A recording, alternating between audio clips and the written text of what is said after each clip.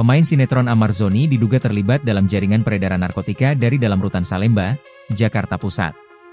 Informasi tersebut dikonfirmasi Kejaksaan Negeri Jakarta Pusat melalui unggahan resmi di akun Instagram pada Rabu, 8 Oktober 2025. Dalam unggahan itu disebutkan, Kejaksaan telah menerima pelimpahan berkas perkara dan barang bukti, tahap 2, dari penyidik Polsek Cempaka Putih, Jakarta Pusat.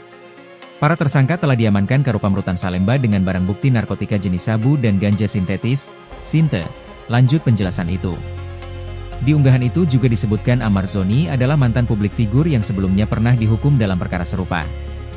Amar Zoni kini dijerat pasal 114 ayat 2, Yungto pasal 132 ayat 1, dan pasal 112 ayat 2, Yungto pasal 132 ayat 1, Undang-Undang Nomor 35 Tahun 2009 tentang Narkotika. Berdasarkan pasal-pasal tersebut, Amar Zoni terancam pidana penjara minimal 6 tahun dan maksimal 20 tahun atau seumur hidup, serta denda hingga 10 miliar rupiah. Pasal 114 ayat 2 mengatur pidana untuk pelaku yang menjual atau menjadi perantara peredaran narkotika golongan I dalam jumlah besar.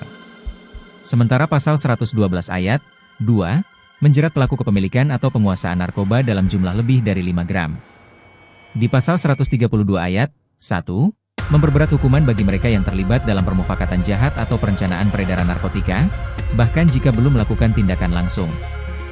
Jika terbukti, Amar Zoni bisa dijatuhi hukuman maksimal seumur hidup, mengingat kasus ini dilakukan di dalam lembaga pemasyarakatan, yang menjadi unsur pemberatan dalam hukum pidana.